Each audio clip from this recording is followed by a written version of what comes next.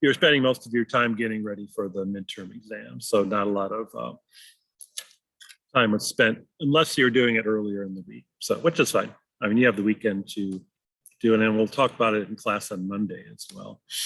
So, okay, so let's talk about inequalities here.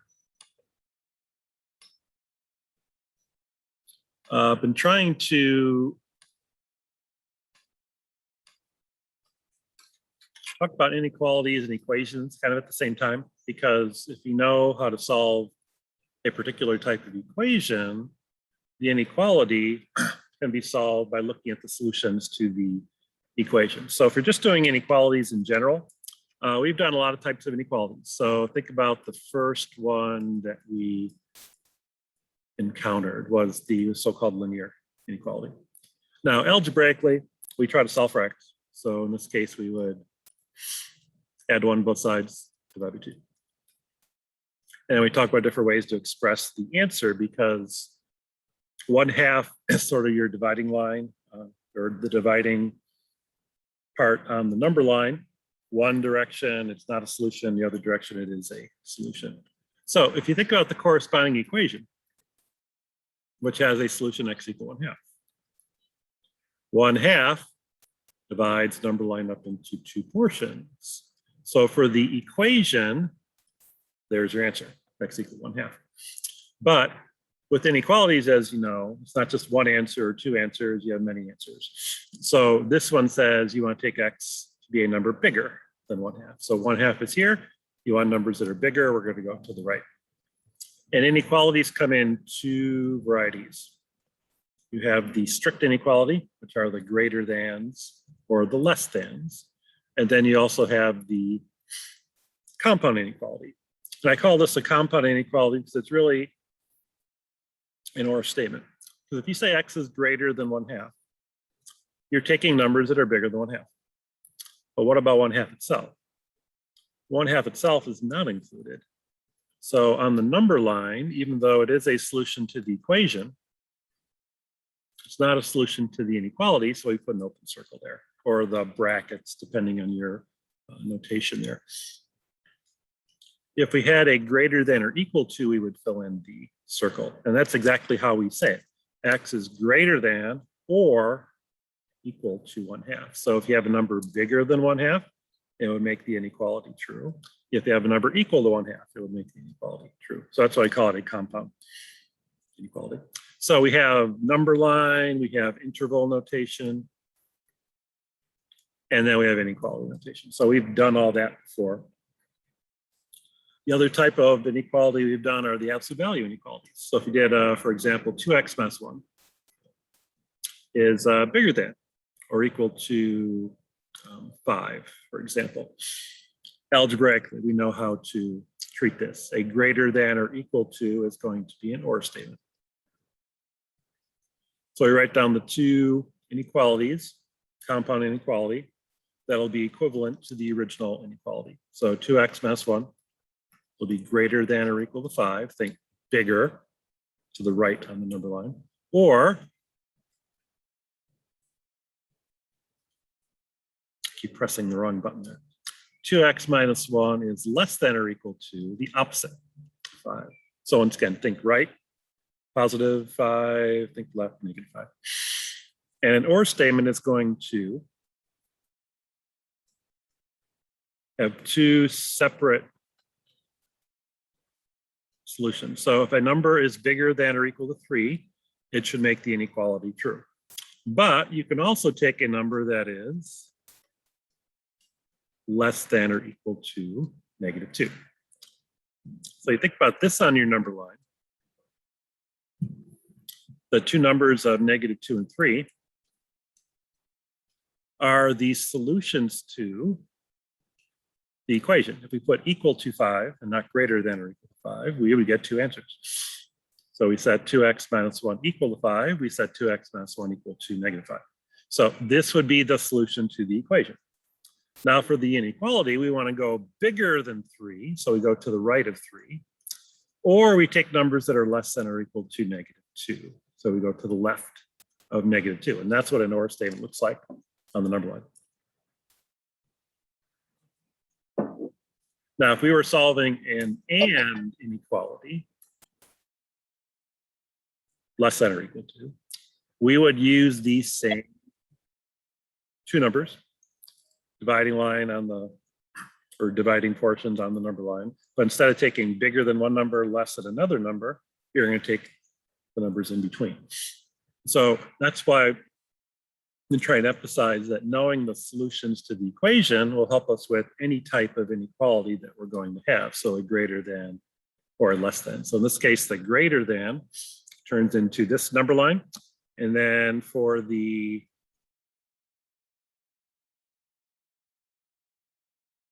interval notation, let me change the brackets here. -2 and 3 are included. So we use the square brackets there. And then remember, the infinity symbol is only used here as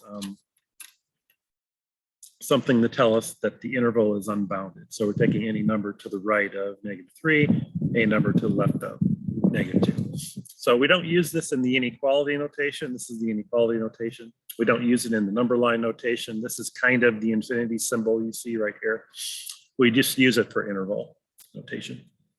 And when you're writing down your answers, you probably noticed I don't really care how you write your answers as long as you write your answers correctly, whether it's inequality, number line, interval.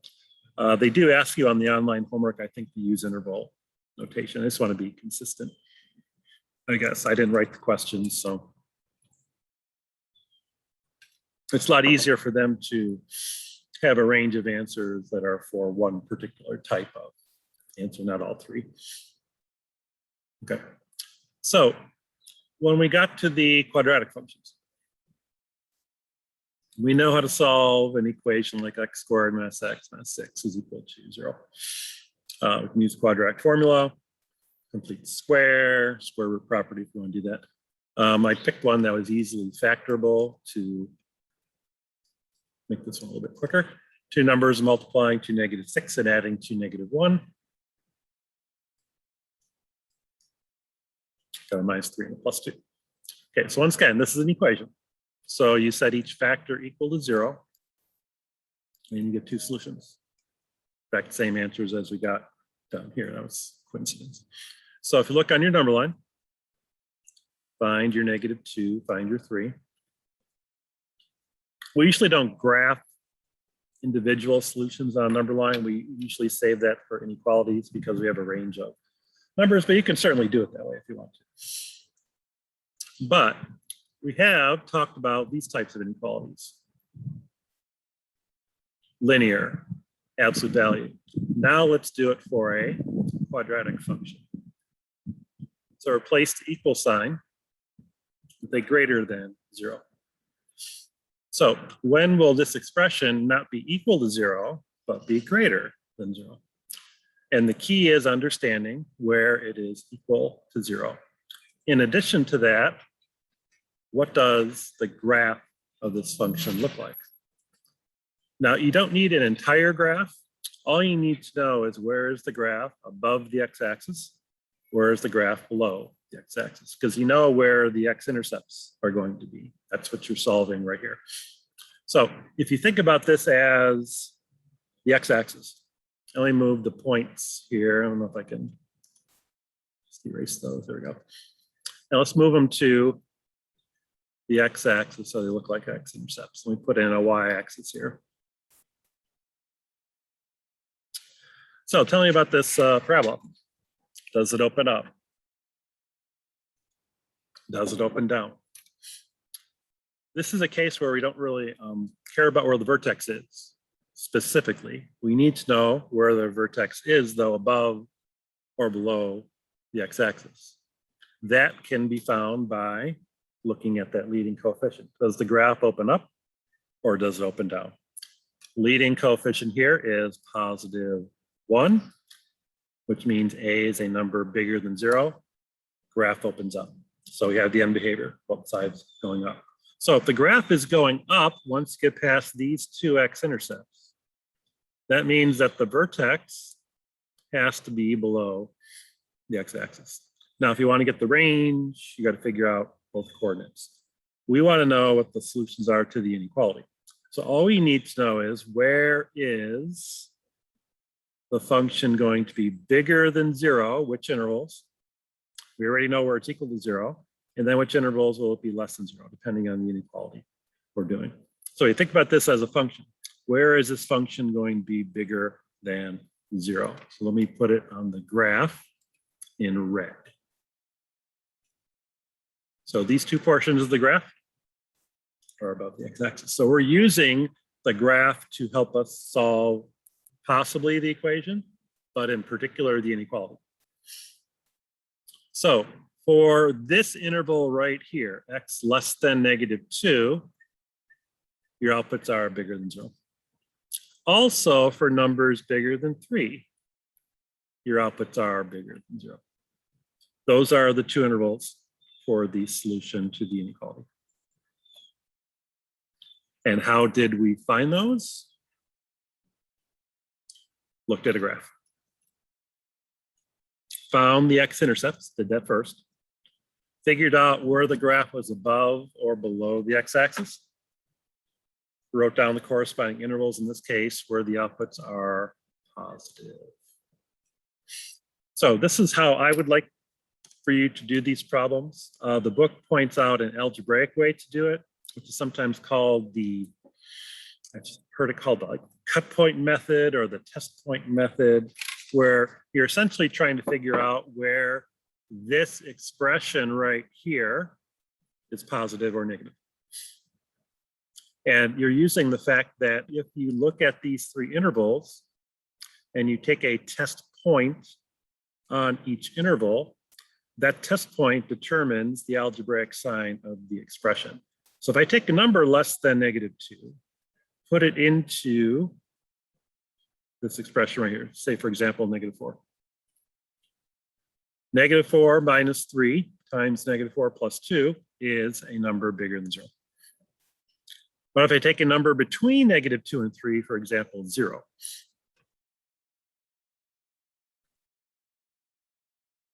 this gives me a product of -3 and 2. That's a negative answer. Notice the graph is below the x-axis, no surprise.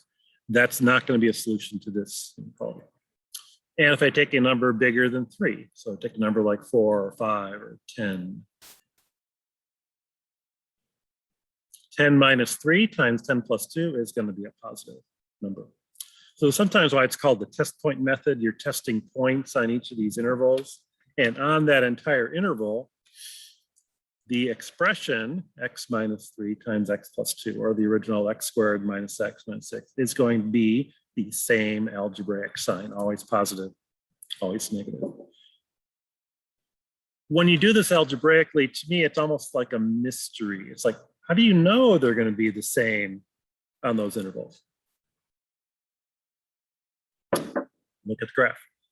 The graph explains that when you go to the left of -2 and to the right of 3, the graph's above the x-axis. If you stay between -2 and 3, it's below.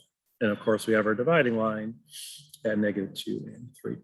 So by looking at the graph, knowing where the x-intercepts are, we can answer any type of inequality you can get here. So bigger than 0, less than 0, bigger than or equal to 0, less than or equal to 0. We can get that from the graph. We could also do these looking at a graph if we know where those x-intercepts are. What does the graph of this absolute value function look like? It's a V shape. Gotta draw my lines better there. What's the graph of this look like? Linear function, it's a line. Positive slope, so the graph kind of looks like this. So if you're looking at the graph, where is the graph above the x-axis? Where is the graph below the x-axis? Not that we need to do that for the linears, because we're pretty well versed in solving those, but for the absolute values, you might remember that question on the take-home portion of the midterm. We're now going to do those for polynomial functions. So this was a second degree polynomial function. We'll do it for the third degrees, fourth degrees. So the steps are: find the x-intercepts, take a look at your inequality. You want greater than 0, you want less than 0. and then take the appropriate intervals. So remember, some of these polynomial graphs, what does the graph look like at one of these x-intercepts? Does it go through? Does it stay on the same side? That's going to be a huge difference here when we're looking at these graphs if we're trying to solve an inequality. It doesn't change the answer to the equation, but it does change the answer to the inequality. So I'm going to give you a chance to do a screenshot here if you want to. The next two we're going to do are going to be pictures. We'll start with the polynomials and we'll do the rational functions next. So I'm just going to get rid of this part down here and draw you two polynomial graphs.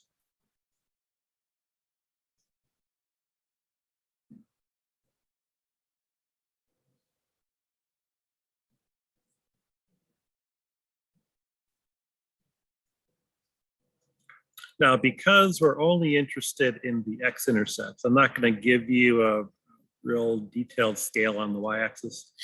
If you're looking at a more precise graph, you would want to include units there, but we're just going to look at the x-intercepts here. Okay, so here's the first one.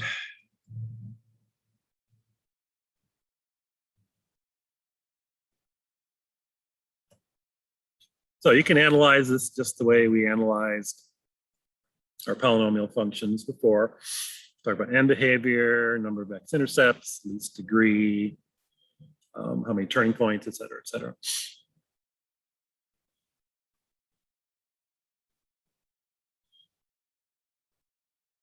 Okay, we're not necessarily interested in the equation here, but let's go ahead and look at the graph. Okay, let's call this f of x, we'll call this g of x. So both of these graphs have three x-intercepts. So if you want to know where f of x is equal to 0, you would write down the answers to x-intercepts, x-coordinate, or the 0. So -4, 0, and 3. So notice what happens at the x-intercepts in each of these cases right here. If we stay to the left of -4, outputs are negative. Between -4 and 0, positive. Between 0 and 3, negative. And bigger than 3, positive. So if you wanted to answer the question about this inequality, you want to look for the part of the graph that is above the x-axis. So from here to here, and once we get past this x-intercept. This is a greater than or equal to, so we're going to include the endpoints. So numbers less than -4? No. Numbers between -4 and 0? Yes. Numbers between 0 and 3? No. Numbers bigger than 3? Yes. And make sure to include the x-intercepts as part of your answer. Now, this is an or statement because you could be on this interval or it could be on this interval. If you wanted to answer the question, when is f of x less than 0? You would take the other two intervals, numbers less than -4, numbers between 0 and 3. So if you got the graph already, you got the x-intercepts, you can answer any question about this inequality. Notice we always compare it to 0. So that's where the dividing line is. X-axis, positive answers, negative answers. That's why the visual, I think, is very helpful when you're solving these types of inequalities. All right, so let's for this one do g of x less than 0. So we look at the graph and highlight the parts of the graph that are below the x-axis. So less than -4. Between -4 and -1, then we're positive for a while.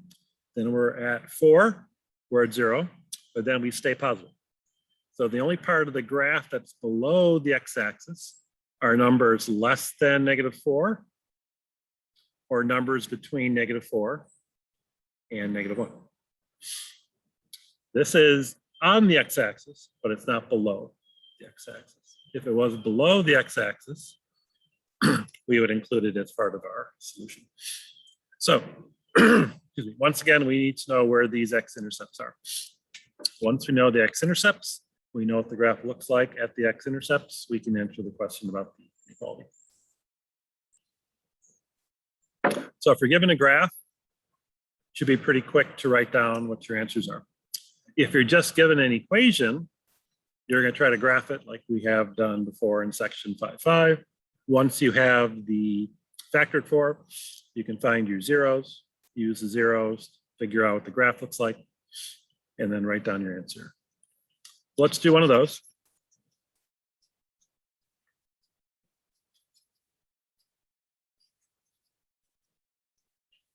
So these will take a little bit longer because you have to actually factor the function, or actually just put it on your calculator. So let's do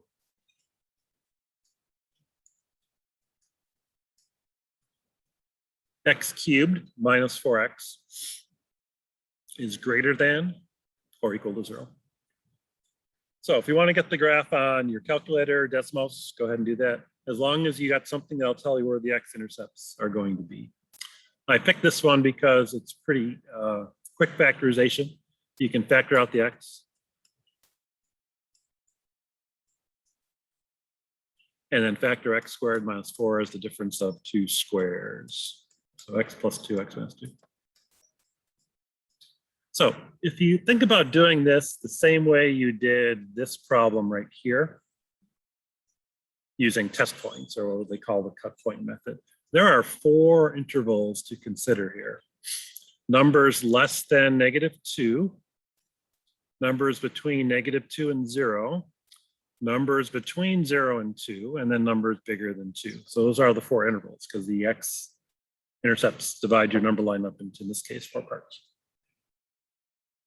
And then you're checking the algebraic sign of the expression on each of the 4 parts.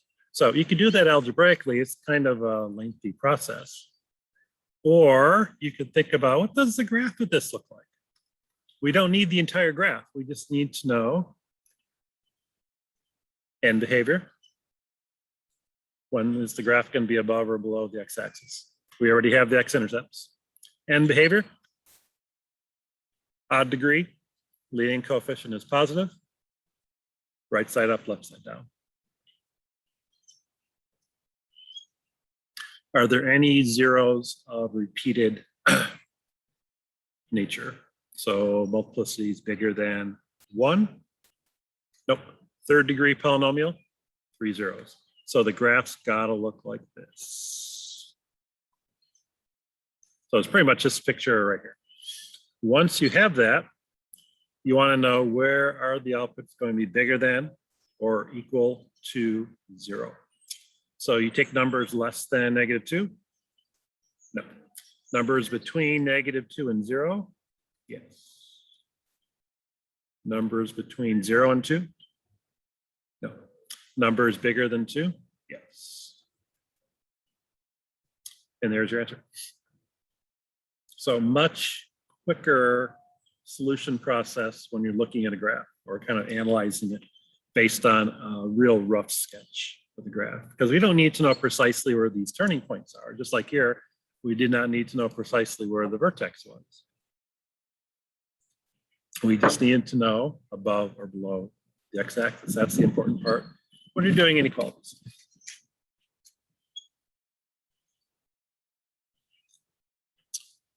All right, give me a chance to do a screenshot there. So you can tell I'm sitting outside today. Not too bad weather-wise. It's a little chilly. So I keep warming up my hands. So any other questions about the polynomial inequalities? So like I said, not part of the weekly homework, but it is part of the next online homework because there was no corresponding section in the textbook for this. So polynomial and rational functions are connected in the sense that a rational function is the quotient of 2 polynomial functions. We talked about the differences, idea of an asymptote, holes in the graph, things like that. How the end behavior is different if there's a horizontal asymptote. But when you're doing an inequality, A lot of it will be the same. Still need to know where those x-intercepts are, but we have to add one more piece of information that'll help us solve the inequality, and that's knowing where the vertical asymptotes are. So I'm going to clear off this whiteboard, start anew, and look at some rational functions. Okay, let's do a graph like we were doing for the polynomial functions. Let's take a real basic one here. Maybe a transformation of one of your toolkit functions. Okay, now I've identified the horizontal asymptote. It's not as important here, like the end behavior helps us with the polynomials, but once you get past that last x-intercept, the graph isn't going to go below the x-axis again. So you still need to know where those x-intercepts are. So let's put one of them at 2, 0, and have this part of the graph look like this. And let's put the y-intercept at 0, -3, and then have the other part like this.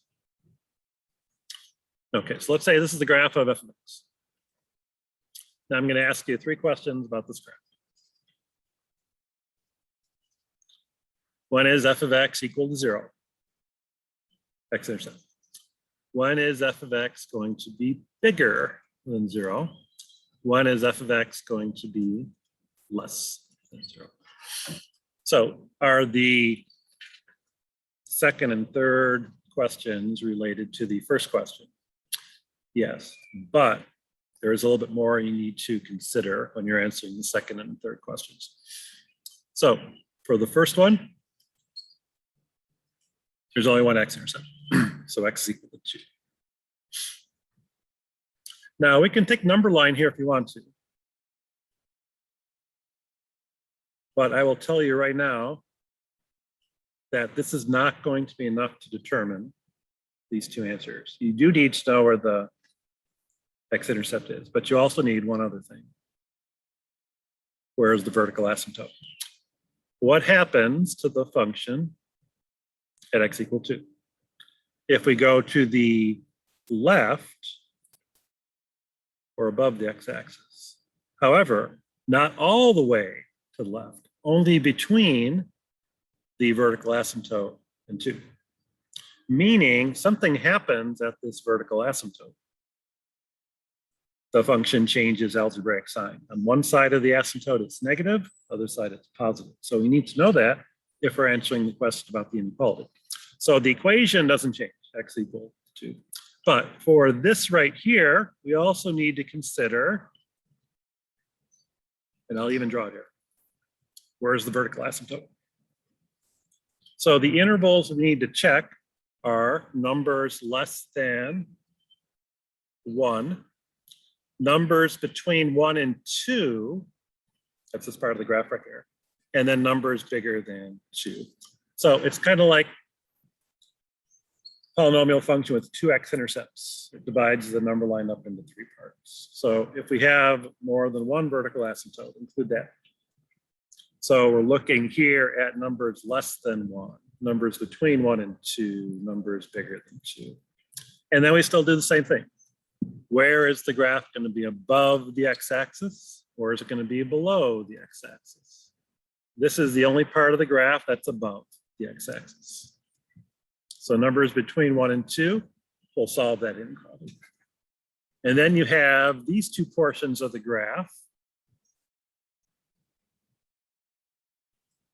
that are below the x-axis. So numbers less than 1 or numbers bigger than 2 will solve that inequality right there. So when you're doing the rational functions, you're comparing the function to 0 by not just the x-intercepts, but also the vertical asymptotes. So the horizontal asymptote, like I said, kind of comes into play. We just know that the graph's not going to go down and come back up because eventually it'll start approaching the horizontal asymptote here. All right, so when you're given a graph, You now know what to do. Let's make our graph a little more complicated this time. Put a vertical asymptote here at x equal -2, and put one at x equal 3. Let's do our horizontal at y equals 0.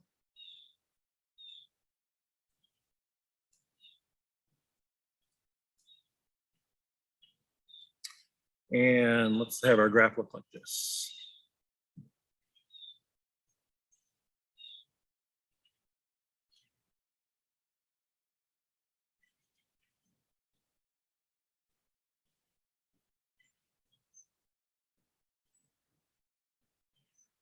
Okay.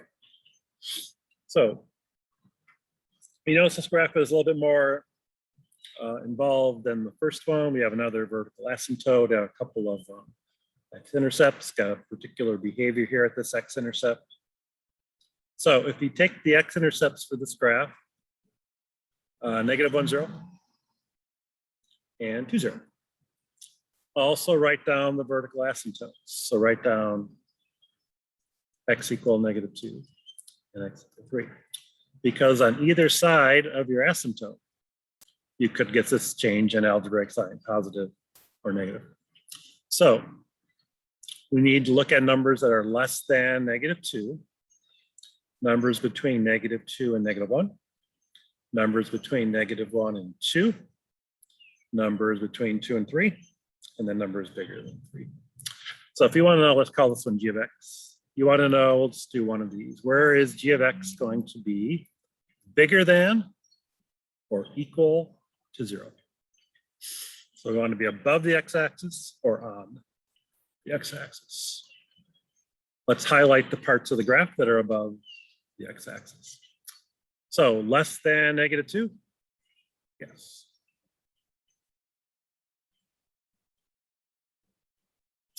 Between -2 and -1? No. Between -1 and 2? Yes. Between 2 and 3? Yes. Even though this is an x-intercept, the graph continues to go up. Bigger than 3? No. So we take numbers that are less than -2, numbers between -1 and 2, and then numbers between 2 and 3.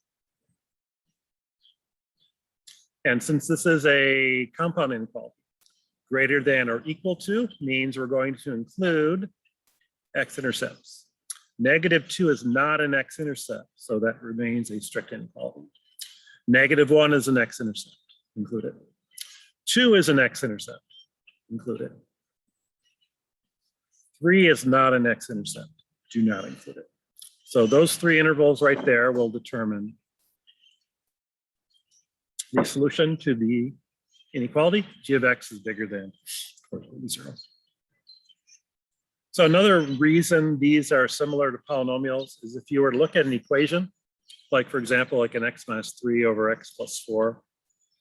So something that's already factored for you. And you want to know where the outputs are going to be, for example, bigger than 0. Rational functions in terms of the division work the same way as the polynomial functions with multiplication. Product of 2 positives, product of 2 negatives. Those results are the same for quotients. So if the numerator and denominator are both positive, the expression is positive. If they're both negative, the expression is negative. If you have one of each, sorry, if both expressions are negative, the output is also positive. If you have one of each, the answer will be negative. So instead of trying to figure out all of that, the products and the quotients, look at the graph. X-intercept is going to be at 3, 0. Vertical asymptote will be at -4. X equal -4. Use that information, sketch the graph, answer your inequality from there. So when you're doing these though, make sure that one side is 0. And that way your x-axis is your dividing line between positive answers and negative answers.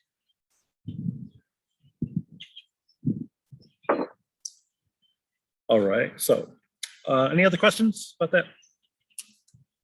I did kind of want to give you, like I said, an actual lesson on this because it's not in the textbook. There are videos. This is another video you can add to it. I'm actually recording this one, so I will post it on the My Open Math site when I get a chance, and that way you can refer back to it. So if you want to take a screenshot here, go ahead.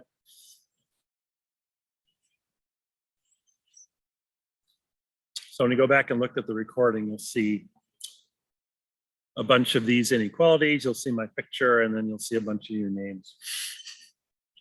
So fun, fun, fun. All right. So any other questions about the inequalities?